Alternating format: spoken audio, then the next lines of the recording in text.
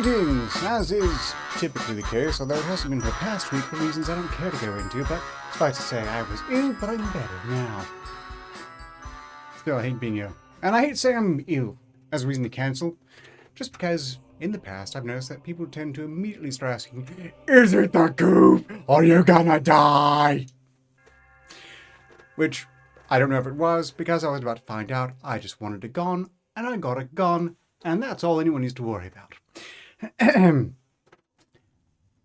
Where was I? Oh yes, greetings and welcome to the SCP review. Though it's not really a very good review, is it? I have to work on that. I have to work on a few things. As you can perhaps notice, I have with me one Sir Reginald Portnoy. Yes, that's his name. Now. I think I might have been Any case, greetings in chat to Brain Shatterer, Snoopy700, Drakenouth Firesol, who's gotten a wrench, please don't use it for anything, Nexus Hunter, you're wrong, Keisha, well, you got greeted already,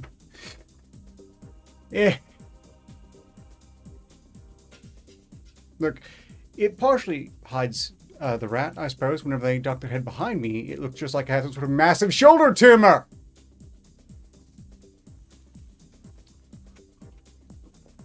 Well, that's neither here nor there.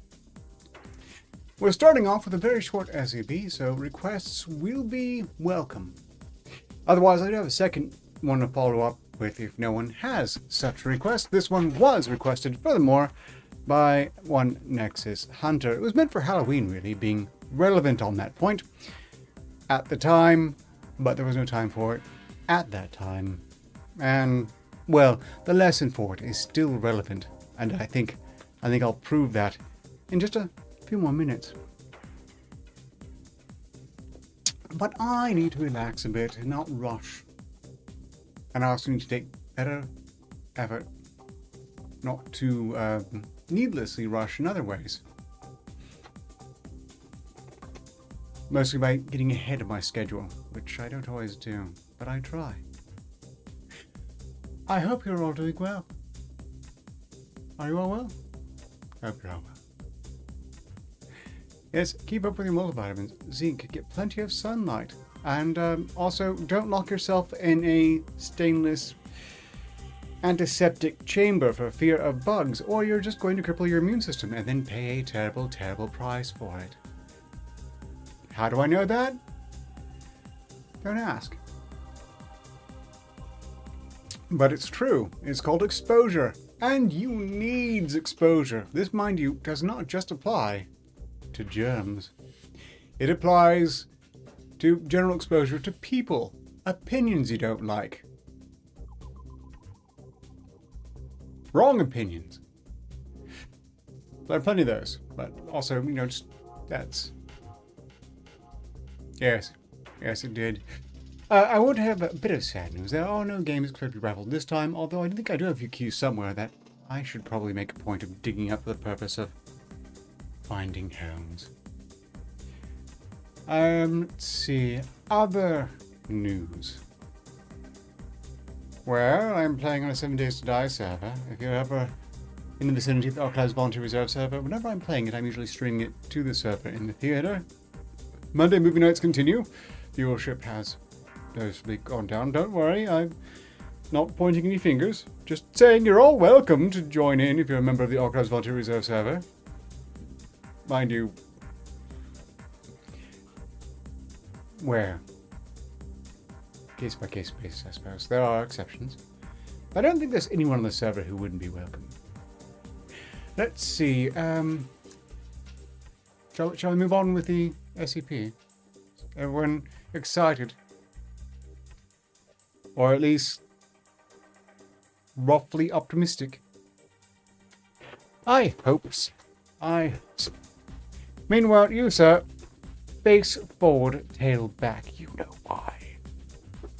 Item SCP-330. Object class safe. And this is correct. Special containment procedures considering recent incidents. SCP-330 is to be kept in a secure storage until further notice. Level 2 clearance is required for access to SCP-330 or its contents. All direct experimentation of SCP-330 is to be conducted using Class D personnel with no genetic history of diabetes. No more than 2 samples are to be removed from SCP-330 at any time except during exposure testing. Description: SCP-330 appears to be a small, round, stainless steel bowl filled with a variable amount of individually wrapped pieces of candy. Taped to the side of the bowl is a handwritten note reading, "Take no more than 2, please." Which is, yes, that's correct. This is the candy bowl. It's not really candy that's so important as is the bowl and the lesson. It's going to teach you, if you don't heed that polite request, to only take 2, please. I suspect that maybe the bowl doesn't really want to do this, but it must as it must. Attempts to remove the note have met with failure, as have attempts to hide or obscure it. Testers have noted finding it impossible to avoid reading the note, and those who approach it from an opposite angle are aware of this request. When a quantity of candy greater than 2 pieces is removed, regardless of the means involved, the offender instantly has both hands severed at the wrists by an unknown method. It's a bit harsh, I grant, but if they get to them in time. Tests involving remote manipulation by Class D personnel result in the operator's hands being removed despite no direct contact. Inspection of the incision reveals the cut is made at the molecular level, leaving no tool marks or identifying factors. It is to be noted that the third piece must be removed within a certain time frame. After 24 hours, the count resets and additional candy can be removed. Discovered 3 days after Halloween of 2012. When a police investigation into what was believed to be a case of ritualistic dismemberment was launched. SCP-330 seized evidence, but all attending officers were killed after Officer Chucklefuck emptied the bowl of its contents. The cause of death was a result of that expunged. Federation agents, under the guise of federal agents, recovered the object with acceptable casualties. Addendum: due to continuing security issues, SCP-330 will be held in Dr. Kondraki's office when not required for testing. Experiment. Name: Researcher Vogt. Date: who cares. Subject D33001, a double amputee equipped with prosthetic forearms and hands, was told to remove 3 pieces of candy from the bowl. Subject complied with no immediate effects. However, within 45 seconds, subject reported a burning itch from both of his arm stumps. Right arm 2 centimeters below elbow, left arm 1.5 centimeters below elbow, and phantom pains from both his absent wrists. Subject's distress and discomfort increased rapidly within 180 seconds of having removed the 3rd candy from the bowl. The subject began forcibly removing both of his own prostheses. Upon hurling the prosthetics to the ground, subject reported the discomfort had ceased.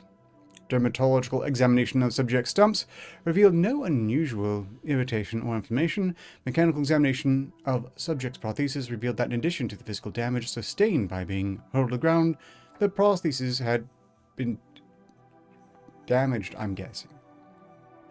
This is a very old SCP for the record. Greetings in chat. Jinxie, it's been a long time. Greetings, the British are coming. Glad you can make it. We are just about to the end of this SCP. I do have a bit of a follow-up on this one, so please do be patient. But if you have any SCP requests, now's an excellent time to be coming up with that number.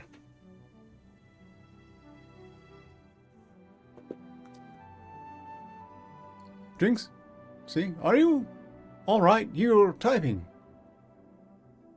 with trailing off, like you've heard something. And you're not sure what to make of it.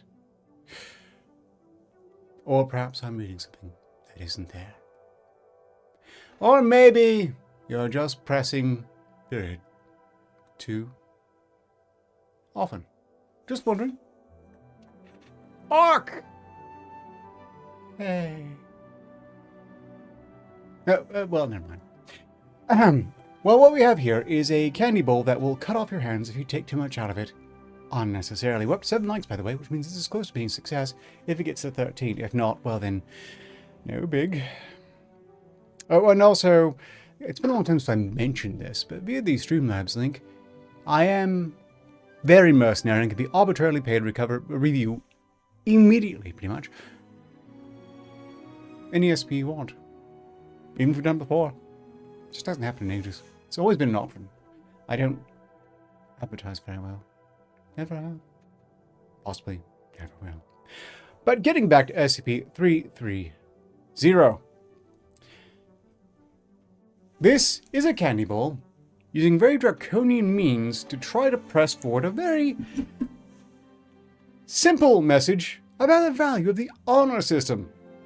Why it's good to just only take 2 or less of something that's free, because you never know which one might have been cursed by a passive-aggressive wizard. And it does seem that even in the modern era, this lesson is worth repeating, as you might have seen from this regrettable incident, which I hope hasn't happened again since, but probably has somewhere.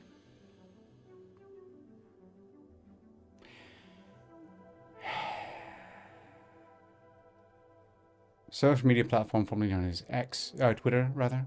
Get your shit together!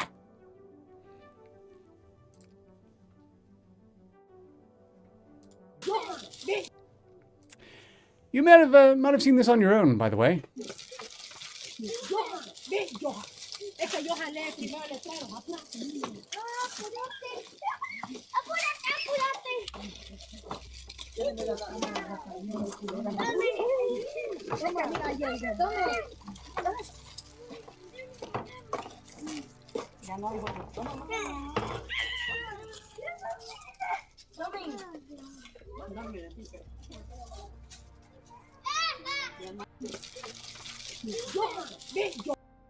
So, if you wouldn't mind, just imagine what that would have gone down, how that would have gone down if that had been SCP-330. Oh yes, I'm aware of SCP-100. Someone who came later saw the candy dish was empty, and he actually added some of his candy to the bowl. That was very nice. But just consider, if that had been SCP-330, a valuable lesson would have been learned. I would have felt bad for the kids, because they're ostensibly supposed to be guarded by these people who are just as immature and failures as adults as the children are, who have an excuse unlike themselves. So what I'm saying is, maybe we need an SCP-330 in reality. I'm thinking cutting off an entire hand is a bit much. But if we could just find the wizard who enchanted that one, maybe dial it down to maybe a lost pinky. It works for the Yakuza, right? So, you're telling me he's now an NCO heading to Japan tomorrow. Ah, yes. Sympathies on that. I hope it goes very smoothly, but of all the places they'd be going, Japan's a pretty good place to go. Especially all the places they could be going. I mean, last I checked, America isn't involved in any sort of conflicts in Japan yet. Yeah, you know, enchanted handcuffs affix themselves to when it takes more than 3 pieces. That would do as well. I think they still laugh about it and continue pulling things out. Well, in any case. Again, SCP-330. The sign says, please take only 2, please. But what it meant to say was, take 2 or less, or else. That's what it meant. We know this much. Okay, next up we had a request for SCP-2182.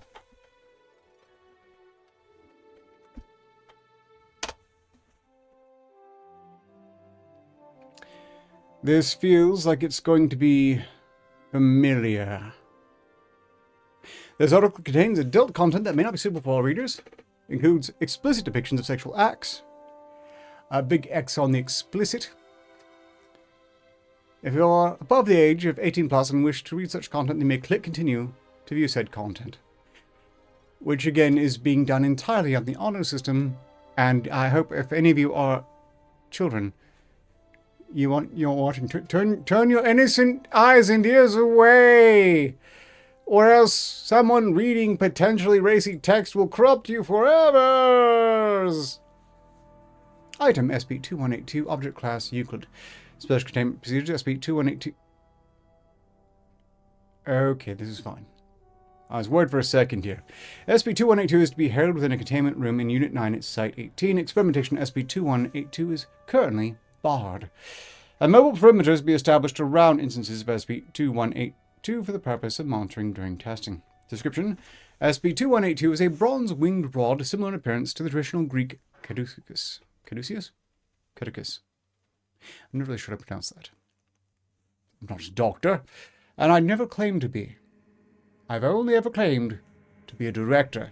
I know for some people get D words confused very easily, but I'm certain at no point I have claimed to be a doctor. Because I'm not. Director.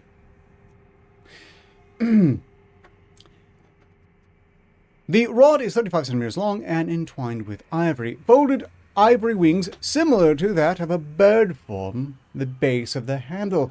The bronze and ivory are somehow capable of bending slightly while maintaining composition. SCP-2182 affects inanimate objects and materials, solid, liquid, and gas. Biological subjects are unaffected by SCP-2182. SCP-2182's effect differs depending on the object affected and the individual wielding SCP-2182. In general, SCP-2182 will cause objects to become animate in an anthropomorphic and sexually suggestive manner. Objects will often change shape and can continue action for up to 3 hours, as of the longest recording. The automatons are typically benign, non-sapient, and cease effect permanently. Certain inanimate objects are unaffected. Reasons for this are unknown. Effects differ with persons utilizing SCP-2182. SCP-2182 can typically be activated by grasping the handle and performing a thrusting motion at the intended object. The user must also be visualizing the object. Further details on SCP-2182 effects can be found in the accompanying testing logs. Addendum testing logs. Researchers are to remain anonymous under Level 2 clearance. Greetings, Quasi-Crafter. I don't believe we've met before. I'm Director Arketer, and it's nice to meet you. Well, I thought I had made you a moderator.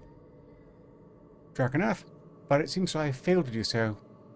Next time. 4 more likes in the stream will be a success. Although, notably, confetti still is not installed. Because I forgot again! Well, I'm glad you've caught a live stream now. Notably, at the end of every SCP, you're welcome to request an SCP, provided we have done it before, at which point it becomes my call whether we do it again, depending on exactly how much it hurt me last time, typically. Usually due to links, but not always. And I can be compelled in a mercenary fashion with monies. Just, fun note. But glad you can make it. Moving on, we're testing what appears to be one of the best wizard stabs I think I've ever heard about so far. Addendum testing logs. Researchers again to remain anonymous under Level 2 clearance. Rock. A rock began to crack in a way that resembled a vagina. This change occurred over a period of 30 minutes, ending with the object disintegrating into a mineral powder. Subject reported that they were sexually aroused by the effect. This effect seems to be present in all subjects who view the effects of SCP-2182. Excuse me.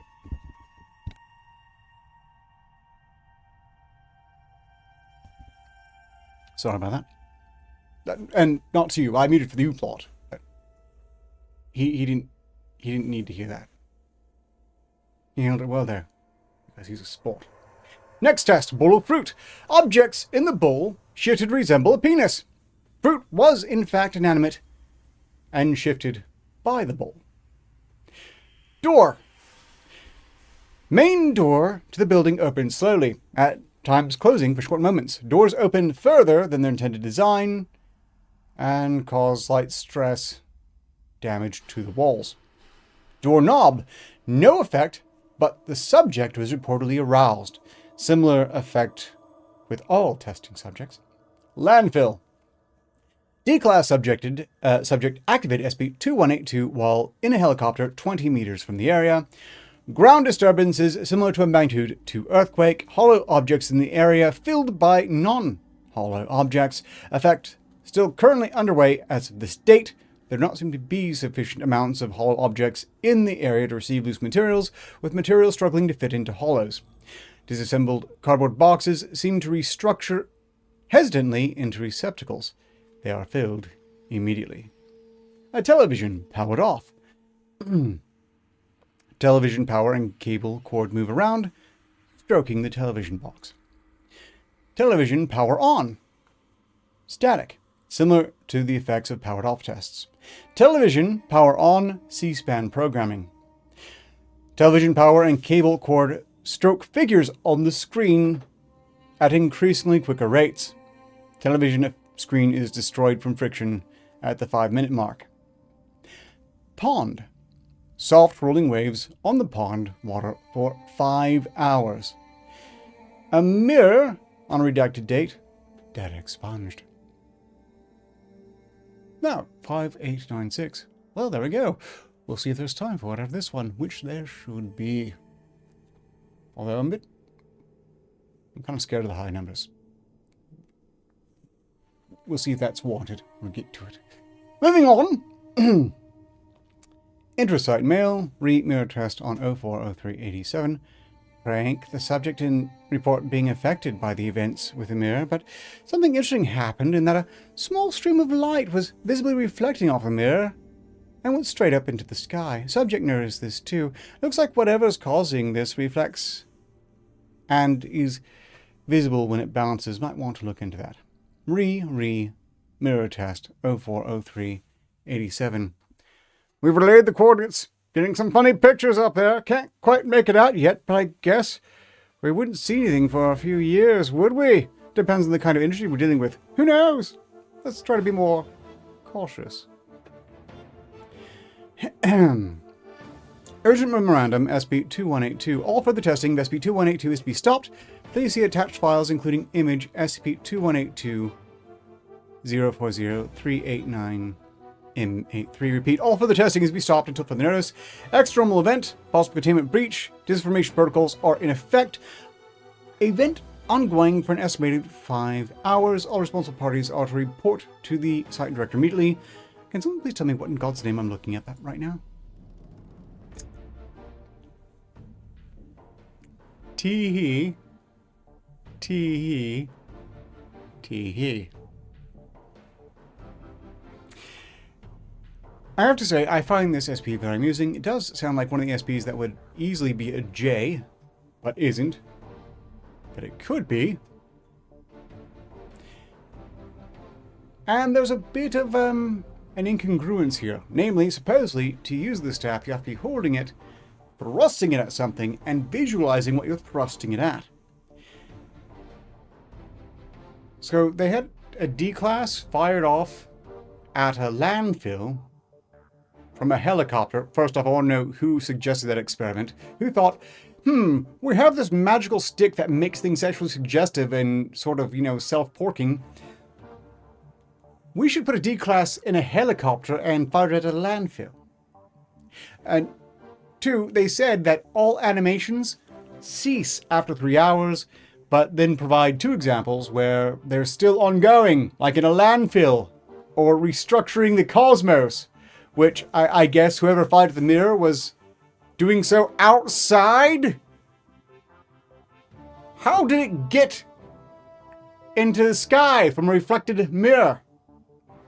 Why are they testing it in open air? This clearly is not one of the smarter iterations of Foundation. This is one of the fucktarded Foundations. And with that in mind, I suppose it makes a little more sense. But in any case, apparently now, in this particular reality, there's a constellation that is, what is that? The fingered... The universe is ostensibly masturbating, I guess. That said, if they hadn't gone out of their way to try to find some way in which the staff was somehow dangerous, it'd be hilarious. Honestly, who wouldn't want to play around with that? Why did this have an 18+ warning? The fact that someone can get aroused from a bit of rock looking a bit vagina-ish before crumbling into dust, the real magic there is the staff made the person find that suggestive. And we know what's making them find it suggestive, as it got someone popped because they saw a doorknob. But this is hilarious stuff, I have to say. It really is an F-stick. Well, F-staff. It's an F-staff. And whatever wizard made this one, we can at least rest assured they had a sense of humor. I bet it was the Moon Wizard. Let's see, where are we? Oh yes, the next request, which was 5696. Coming up.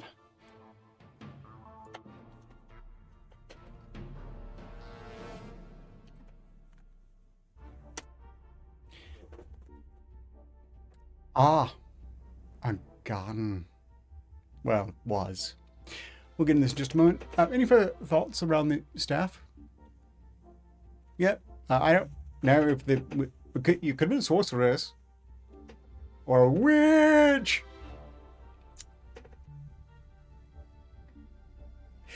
I'll be honest, that's one of the SPs that'd be a lot of fun to play with.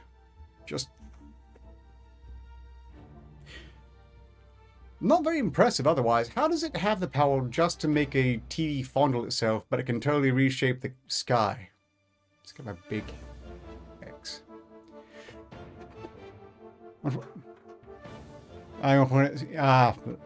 See, the problem with that, you wrong, is that they'd enjoy it. Mind you, if you did point at CN headquarters, what should happen is the entire building finding some way to sort of screw itself, which would probably do some colossal damage.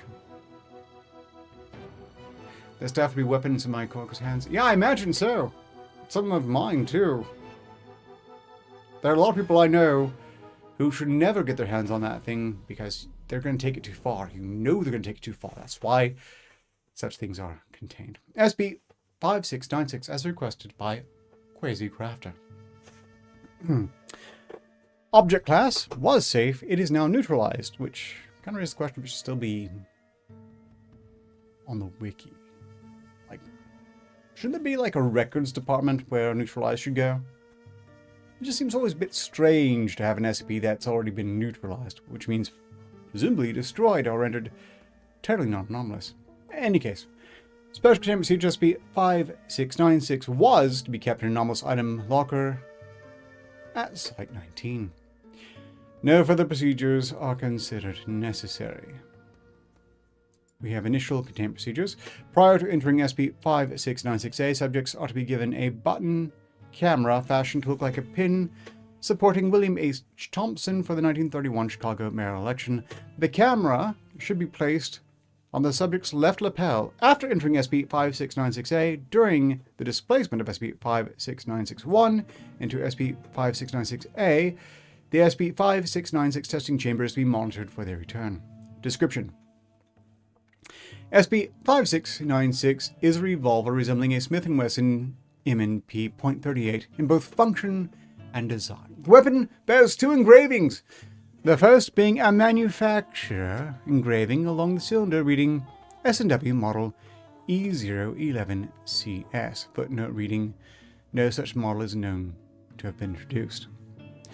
And the second one on the side of the barrel reading, "Finish this job! Kill that cheating bastard!" Spelling in context.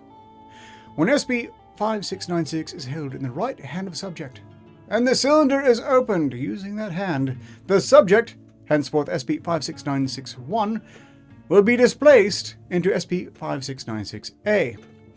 This is no longer the case following test 5696-129. SCP-5696-A refers to an alternate dimension consisting primarily of a nightclub named The Dying Roses, a building that was once located at redacted Davison Street, Chicago, which closed in 1956. Display subjects will find themselves dressed in formal attire appropriate for the early 1930s, regardless of what they were dressed in prior to displacement.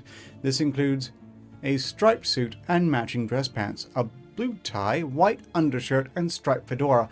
All objects on their person will have demanifested until the return, where they will find themselves dressed in the original clothing with the same belongings. Alterations to the subject's physical body made within SCP-5696-A will remain, however. Note that SCP-5696-1 will displace with 1, 5, and 10 bills in various amounts, totaling up to 100 in their left inner coat pocket. Note that due to inflation, this would be worth about 1,550 to 1,890 in 2022. Inflation! No items can be brought out of or taken into SCP-5696-A with the exception of any object held in SCP-5696-1's left hand during their removal from our dimension. Displacement only occurs with subjects who meet a certain set of physical specifications. See document 5696-M5 for full list. These include particular height and BMI limitations, but do not include race or sex requirements. When viewed upon immediate entry, the area surrounding the Dying Roses consists of an empty space. SCP-5696-A will construct an environment depending on the needs or requirements of SCP-5696-1. This usually begins with a cityscape of apartment buildings, but has also included rival clubs, hospitals, fire stations, and police stations. SCP-5696-A will also create smaller objects as needed, including, but not limited to, telephone poles, call boxes, and motor vehicles. During their shift into SCP-5696-A, the subject will experience a series of semi-predictable events. Events that occur can have varying outcomes or be prevented entirely based on the actions taken by SCP-5696-1 while in SCP-5696-A. In some cases, actions taken have led to notable and or unusual events occurring. See Addendum 5696-2. Note, none of these events are particularly anomalous, but rather reflect real actions that may have been taken by the involved entities and the consequences thereof. The following details are most commonly regarded series of events. Yeah, seen it already figuratively, but if you throw that staff at the building will take care of itself objectively. Yeah, that's just it. The previous staff is not tangible, and it apparently did. They did say that the staff can affect gases, but that would mean, seemingly, every time it's used, it's affecting the air you breathe. But I suppose since the air you breathe is constantly going in and out of your lungs, in and out, there's no meaningful difference in behavior. But back to SP on present. From 0 to 1 hour, SCP-56961 will be ushered to a seat at the bar as they wait for the rest of their party. This is also recorded as wait for Mr. Jackson and his friends, as well as wait for your friend and the others. Although subjects may do as they please, subjects have been recorded as having ordered food and drinks, despite evidence suggesting the substance has been outlawed within SCP-5696-A's simulated society. The beverages often contain alcohol. Well, it's 1930s. Was it still going on? I was hoping that prohibition died sooner than that. Never mind. Purchasing cigars and cigarettes, interacting with waitstaff and other customers, speaking with and or paying stage dancers, and in some cases, engaging in hand-to-hand combat. This usually occurs to the subjects catcalling certain dancers whose husbands are in the establishment. Between 1 hour 1 minute and 1 hour and 45 minutes, 5 men, SCP-5962-345, will enter the establishment over the course of 45 minutes and mill about the area. They most commonly spend this time sitting next to each other at the bar and ordering various drinks. Each of them will eventually begin to smoke and talk amongst themselves. Between the next hour, SCP-56962 through 6 will enter a room at the far end of the establishment that is closed off by a pair of red curtains. SCP-56961 will be ushered into the room by a member of the waitstaff and will be introduced to the man as Mark Kennedy of the CPD. He's here on behalf of Nitty's gang. That's the Chicago Police Department, if you didn't know. Footnote 8. This likely refers to Frank Nitti, de facto leader of the Chicago outfit following Al Capone's arrest in 1931. They will stare at SCP-56961 in silence for roughly 5 seconds before laughing and shaking their hand. SCP-56965 will offer 961 a cigarette, if they don't already have one, and the member of the waitstaff will offer them a drink. SCP-56965 will show them to an open seat around a table covered in green felt. Between 2 and 6 hours, SCP-56961 through 6 will begin to play Texas Hold'em using direct monetary bets. From here, similarities become less common and the timeline events begins to differ due to subject input. Play styles, game outcomes, conversation topics, and general actions influence what occurs. Addendum 56961. Characteristics of SCP-56962 through 6. Note the following information has been gathered through a total of 129 tests, but is no longer still in development. Yes, well, fortunately the staff didn't hit Moon, and presumably, no. I get the impression the Moon would just also screw itself. Fortunately, we'll never find out. SCP-56962, name Jack Walker, age between 37 and 40, relatives single, never married, no children, profession trumpet player of the Jimmy Michaels Brass Band. Playstyle, quiet, only makes safe bets. Notes: does not drink as he believes the hangover ruins his performing abilities. Often leaves the table for fresh air. Occasionally performs with the Dying Roses Jazz Band when he is having a particularly good night. Displays nervousness when involved in conversations regarding all law-related subjects. Has occasionally claimed to know SCP-56961 from work. SCP-56963. Name: Casey Malkovich. Age: between 22 and 23. Birthday occasionally occurs. Relatives: girlfriend, no children. Profession: underground boxing champion. Playstyle: bluffs often, folds rarely. Notes: overdramatic personality, has repeatedly made threats to fight every person in this godforsaken hellhole if I lose its next hand. Attends the University of Chicago, but refuses to take his major. Always has a large sum of money on his person. SCP-56964. Name: Roy Jacobson. Age: between 25 and 29. Relatives: single, never married, no children. Profession: unemployed. Playstyle: unfamiliar with the game, makes large bets apparently at random. Notes: claims to be the son of a millionaire Wall Street broker. Apparently regularly offers to buy drinks for every person at the table, occasionally for the entire population of SCP-56968. Often becomes overly inebriated and has been caught paying dancers and crying to them on more than 35 occasions. Dodges questions regarding personal matters of all forms. SCP-56965. Name: Jake Rose. Age: 32. Relatives: married, one son. Playstyle: exceptional bluffing.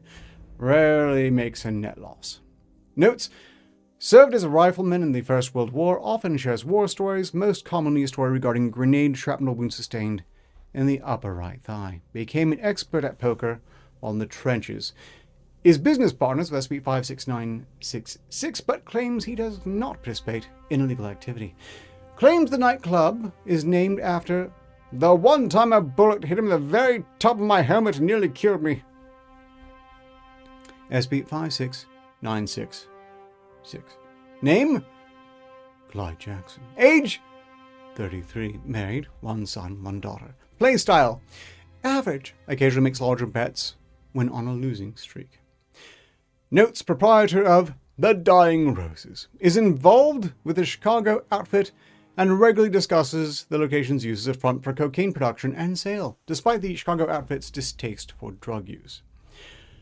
Served with SCP-56965 in the First World War, usually jovial even in dark times. Occasionally has his wife visit the establishment and spend considerable amounts of time talking about his family. Spins. Addendum 56962, list of notable discrepancies.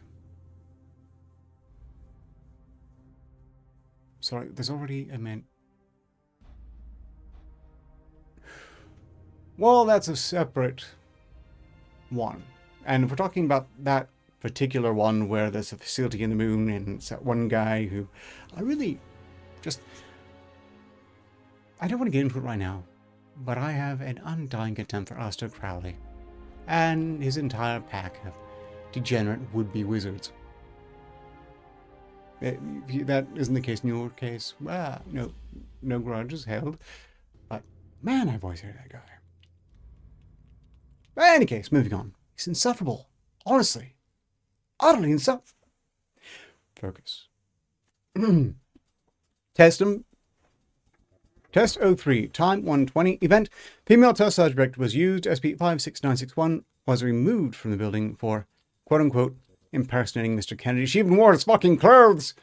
SCP-5696-A was viewed forming a full cityscape. SCP-56961 spent the remainder of the time in the parking lot and wandering the streets of SCP-5696-A. Test 24. Time 5 hours. Event SCP-5696-1 repeatedly bet all money on the person. This is often considered rude or unsportsmanlike. SCP-56963 punched SCP-56961, knocking them unconscious. Test 27.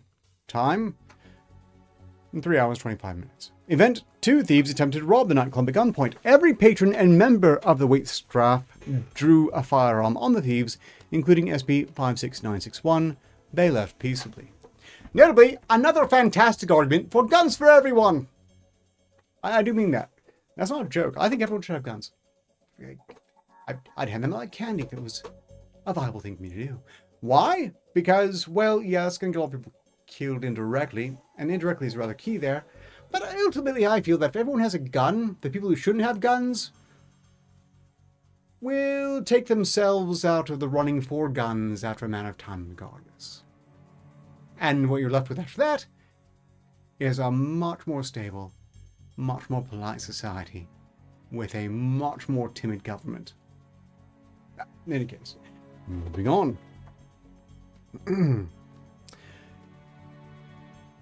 Test 39.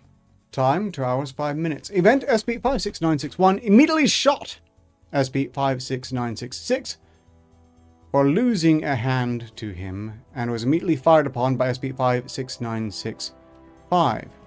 SCP-56961's corpse was transported and dumped in the Chicago River. SCP-56961 returned dead with 5 bullet wounds in the chest and entirely soaked. So that was a pretty trigger-happy T-class. Test 52. Time 4 hours 45 seconds. Event SCP-56961 requested a taste test from SCP-56966 during conversation regarding drug sales. SCP-56966 obliged. During the last hour, SCP-56966 led SCP-56961 around a back room. SCP-56961's coat accidentally caught fire, causing him to panic. He ripped off the jacket and threw into a puddle of spilled alcohol, setting the establishment ablaze. SCP-56961 returned with severe third-degree burns. Womp womp. Test number 66. Time 4 hours 30 minutes. Event SCP-56961 had won each hand played that session. SCP-56966 bet the deed to the establishment. SCP-56961 played 4 aces. Time 5 hours. Event SCP-56961 had all patrons and all but 2 wait staff members removed from location, including SCP-56962 through 6. SCP-56961 spent the night becoming intoxicated among the female performers and engaging in sexual activity. Some patrons began to approach a police call box when they were denied re-entry and were stopped by other patrons. Well, someone's damn good at poker, would seem. Test number 94. 1 hour, 45 minutes. SCP-56963 declared that it was his birthday. No playing occurred. SCP-56963 was baked and served a chocolate cake. A portion of the day was spent celebrating his birthday. Test 105.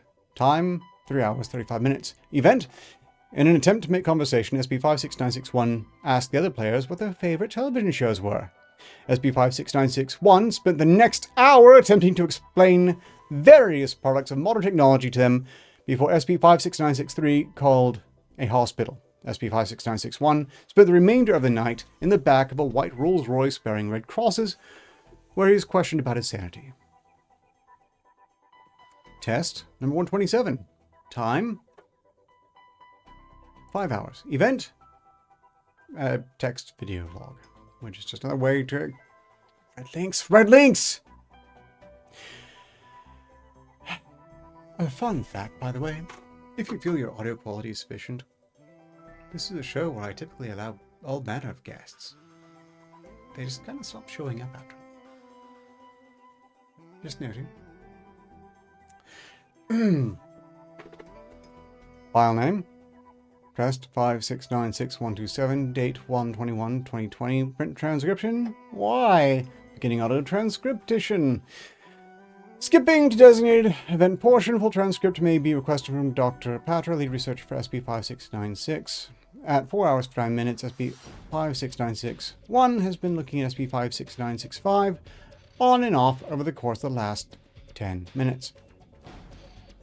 Okay, what's wrong, kid? Something on my face? No, I just can't help but notice that what you lack in beauty, you seem to be making up for in card skills. Try this winsome hands, you might have more fun.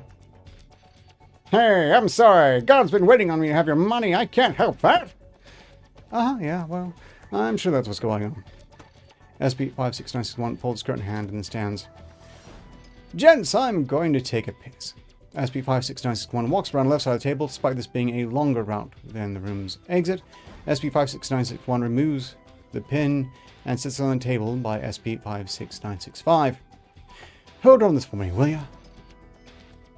What, giving up on politics, kid? Whatever! Hey, while you're in there, do me a favor and go fuck yourself, too! 5 hours, 4 minutes. To 5 hours, 9 minutes. SCP-56961 spends 5 minutes presumably in the bathroom. Note that SCP-56965 is recorded removing cards from his current hand and replacing them with cards from his coat via a sleight of hand twice. SCP-56961 returns and places the pin over his left breast again. SCP-56961 shoots SCP-56965 through the sternum before turning the gun on SCP-56966. You dirty, cheating bastard. He's been swapping cards for the last 10 hands. Watch this! SCP-56961 kneels down over SCP-56965, who is alive but bleeding profusely. He removes SCP-5696's coat and holds it upside down, shaking it twice. Cards flutter and fall out of the sleeves and pockets. SCP-56962 leaves the room unnoticed. Jesus Christ, Jake! Shouting comes from the outside of the room. SCP-56962. The Rose is dying! This is the Chicago Police Department! You're under arrest! Unknown. Eat shit and lead, pig! SCP-56961 runs for the room's exit and steps through the curtains. Half of the patrons are running for an exit. The other half have begun flipping tables and firing handguns in the direction of the bar, including SCP-56962. The waitstaff have taken cover under the bar and are firing into the tables. Note that the remaining patrons have removed their jackets, revealing CPD badges on their undershirts. SCP-56961. Holy fuck! SCP-56961 dives behind the table next to another patron. Tough crowd, huh, Mr. Kennedy? SCP-56961. Understatement of the century. Hey, help me get the hell out of here. I'd like to be alive when they interview me. At 5 hours, 12 minutes, 2 members of the wait staff run out the door to the back room and duck into the bar. They open fire using Remington Model 31 shotguns. Patron. Oh shit, you okay? You get the back exit. The patron gestures behind him. SCP-56961 readies himself for a moment before sprinting towards the back exit. SCP-56961 screams, falls, and turns around. SCP-56966 stands at the other end of the room, aiming a handgun at SCP-56961. The patron aims around the table and shoots SCP-56966 through the left eye. A member of waitstaff blasts the patron's hand off with a shotgun round. SCP-56961 turns his left leg over, revealing gunshot wound to the upper calf. SCP-56961 regains his footing and limps out of the exit, throws off his coat, and wraps his leg in his undershirt. Fuck. 56961 limps down the alleyway towards a police call box, attempting to put his coat back on. SCP-56961 opens the box and removes the telephone. Hello, officer, name and badge number. 56961. Officer Kennedy, fuck me. SCP-5696 fires in SCP-56961's right pants pocket, presumably shooting the ground. SCP-56961 removes SCP-5696 and turns it over. The engraving on the ASP's barrel reads 1017. Officer Mark Kennedy, badge number 1017. I'm in need of immediate assistance. I've been shot in the back of the leg at the Dying Rose. We may need backup in there. Fucking hell. Operator. Understood. Putting out an urgent call to the officer of the area. Please wait there. The operator hangs up the phone. SCP-5 between 515 and 517. One sits on the ground against the phone post in silence, trying to keep his leg raised. At 17 minutes later, a white Model B Ford arrives. Two others drive past. SCP-56961 is loaded into the passenger seat by an unseen figure. Between 17 and 59 minutes later, the figure is dressed in the same clothing as SCP-56961 and possesses a similar build. The figure smiles weakly, then begins driving. Note, the figure had a bullet wound in his upper right chest, which appeared to puncture the heart, but was not bleeding. SCP-56961 turns to look out the window, then removes the pin and holds it against the glass. The vehicle drives past a line of other iterations of the Dying Roses, most of which are identical in nature. The figure chuckles quietly. One of the locations appears to have been burnt down. The figure stops in front of what appears to be the Rush University Medical Center. The figures enter the hospital, and 4 members of the medical staff run out to the car with a stretcher 5 minutes later. SCP-56961 is carried out of the car and in the hospital. Medical staff remove the jacket, and no relevant video is captured until SCP-56961's return to our reality. 6 hours. SCP-56961 is returned to holding the pin and possessing an improperly cauterized wound. Marks made along SCP-56961's lower leg imply that SCP-5696-A's medical staff intended to amputate the leg. SCP-56961 received proper medical care and made a full recovery. In transcription. Red links. Egads. Test 128. Time 5 minutes in. The engraving on SCP-5696's barrel was not present. The interior of the Dying Roses was significantly darkened and contained only one person. A spotlight was aimed at a patron dressed in similar clothing and possessing a similar physique to SCP-56961, who was sitting at the bar. The figure possessed a CPD badge, which he wore openly on his suit. He smiled weakly at SCP-56961 and offered them a shot glass filled with scotch. SCP-56961 noted the area felt abnormally cold, but was warmer in the light. The subject and the figure held a toast and sat in silence for 10-15 seconds. The figure stood, removed his badge and firearm and placed them on the counter, then turned to leave. He stopped at the door, turned to face 56961, thanked them, and then left the establishment. The subject appears to have spent the remainder of the time in the empty building. Test 129, time 0. SCP-5696 did not displace the subject. The engraving on the side of the barrel now reads Mark Kennedy, 1901 to 2020. It was a haunted gun!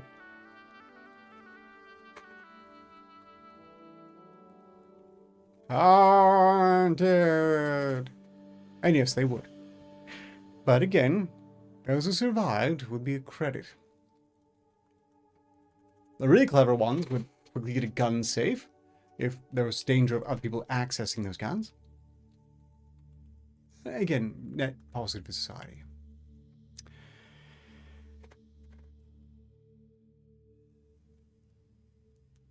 This is why I don't really like the later, most recent SCPs. Now, there's some good ones out there, and this isn't a bad one per se, but it goes too far. A lot of them do. One of the things I liked most about SCPs, in the olden days, revealing my age, was that they presented what should we call an alarming concept, a scary idea, something that could be the focus of untold stories. And they were fairly brief in general. Lab settings, tests done. In this case, well, I guess a lot of people who are still in control of these things have gotten a bit bored of that. And as such, it has to be a self-contained novella in itself, which is the case here. I mean, it's great, but it doesn't feel like an SCP and would probably be in the other stories section, which, you know, I might have to read sometime, if just to encourage them to be put there as opposed to on the SCP list directly. On the bright side, this did not engage in the modern faux pas of the modern SCP, where they immediately broke the fourth wall and then did so repeatedly and then tried to make some sort of amazing meta statement that was mostly just the author ego wanking over their semi-phenomenal, nearly cosmic control of an entirely fictional universe. But it's real in the story!